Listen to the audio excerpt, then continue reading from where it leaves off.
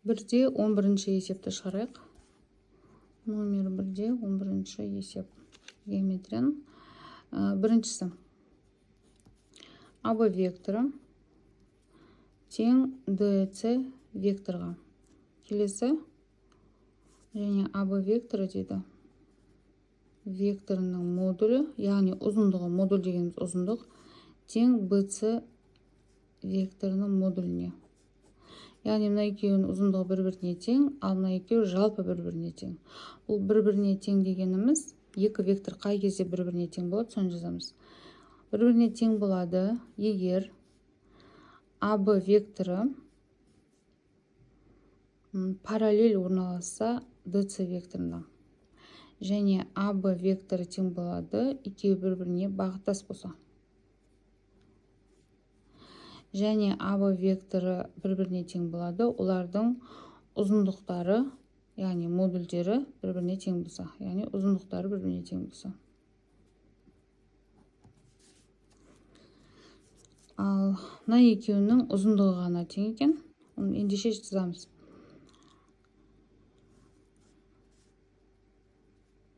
АБ векторын сызайық. Біз Аны бірінші басталып тұрғаннан кейін оның басына қоямыз. А, Б. Б соңғы әріпі бізде ұшында тұрады. Демек, мынау АБ векторы. Келесі ол DC векторына не болады дейді? Параллель болады дейді. Яғни параллель вектор сызуымыз керек. Осындай бір параллель вектор сызуымыз керек. Бұл бізде DC, D басы, C ұшы. Енді бұлар бағыттас болу керек дейді.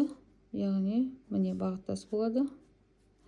Келесі, және олардың ұзындықтары тең болады дейді. Мына жер қандай да бір ұзындық болса, мына келесі ұзындығы дәл екеуі бір-біріне тең болады дейді.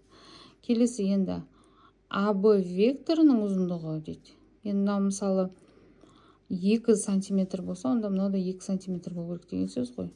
Енді АБ векторының ұзындығы дейді, BC векторының ұзындығына тең дейді. Мынау BC векторының ұзындығына тең. Яғни АБ векторының ұзындығы BC векторының ұзындығына тең. Онда біз осындай төрт бұрышты алатын болсақ, мынау бір-біріне қарама-қарсы бізде тең болады, иә? Параллель және тең болады. Және астында бір-біріне параллель, бір-біріне тең болады. Яғни бұл жерден біз BC-ның AD-ға параллель екенін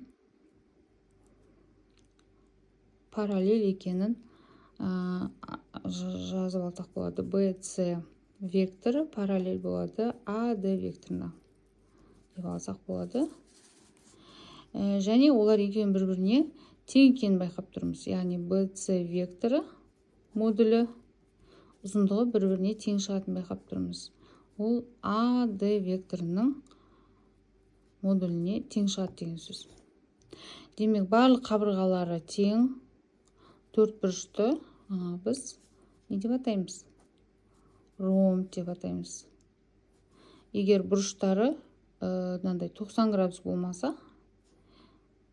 екі қарама-қарсы бұрышы сүйір бұрыш болып, және бір-біріне қарама-қарсы бұрышы доғал бұрыш болса, екі бұрышы доғал, екі бұрышы сүйір бұрыш болса, онда бұндай фигура бізде ромб болады. Егерде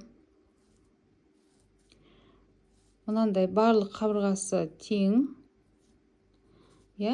А, Б, С, Д.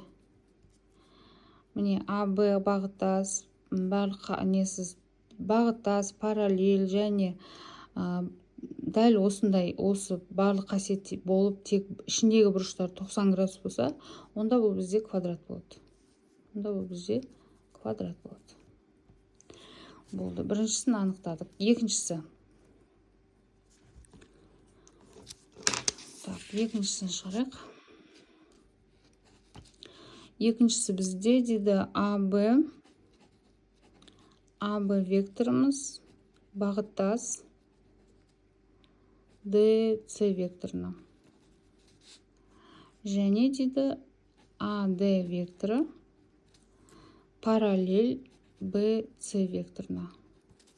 Енді бағыттас вектор дегеніміз ол бағыттас векторлар бір-біріне коллинер векторлар болу керек. Сондықтан коллинер вектор дегеніміз ол параллель орналасқан. Яғни АБ векторы бағыттас болғандықтан ол міндетті түрде ДЦ векторымен параллель болады деген сөз. Ал мына жерде параллель, бірақ бағытын қазір анықтаймыз. Ендеше біз мынандай төртбұрыш жасайық. Қандай да бір төртбұрыш жасақ. Так, АБ векторы, АБ векторы. Міне, Б ұшы болады. ДЦ векторіне бағыттас дейді. ДЦ векторына бағыттас. Бағыттас болды, және олар параллель болады. Параллель болып тұр. Және бұл жерде бізде олардың несі де ұзындықтары да тең болып тұр. Мысалы, мынау 2 см болса, онда мынау да 2 см болу керек. Яғни АБ векторының модулі тең болу керек екен ДЦ векторының модуліне. Егер бағыты бірдей және параллель және ұзындығы бірдей болса, бұл екі вектор бір-біріне тең. Яғни АБ вектор тең ДЦ векторға. Келесі АД вектор дейді. Мынау А ұшы болса, А басы болса, Д ұшы болады. АД вектор параллель БЦ-ға. Міне, параллель орналасып тұр ғой. Параллель орналасып тұр. Енді бұл жерде бізде төртбұрыш үшін олар бір-біріне тең болу керек. Оны біз жазуымыз керек.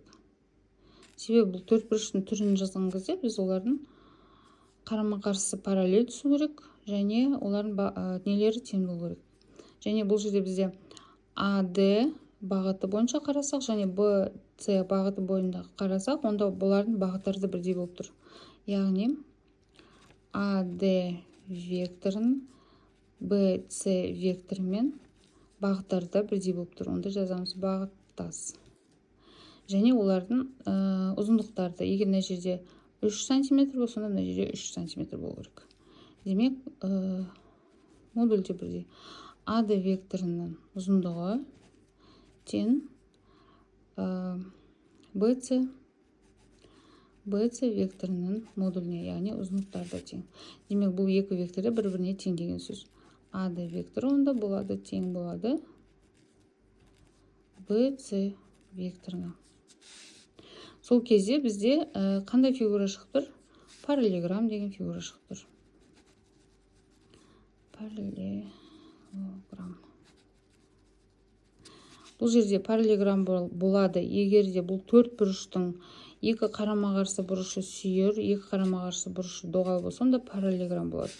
Ал егер де барлық бұрышы тік бұрышты болатын болса, онда ол бізде кәдімгі тік төртбұрыш деген не шығады? Фигура шығады. А, Б, С, Д. А, Б векторы, ДЦ векторы, БЦ векторы, АД векторы. Мына жер 2 болса, мына жер 2, мына жер 3 болса, мына жер 3 болады. Және бұлардың бұрыштары егер 90 градус болса, онда бұл бізде тік төртбұрыш болады. Енді бұл екі есептің жауабына да, мысалы, квадрат та болуы мүмкін, ол ромб та болуы мүмкін. Бұрыш туралы айтылмаған, және тік төртбұрыш болуы да мүмкін, және параллелограмм да болуы мүмкін. Бұл жерде де бұрыш туралы айтылмаған. Сондықтан екеуінде жауапқа жазған дұрыс болады.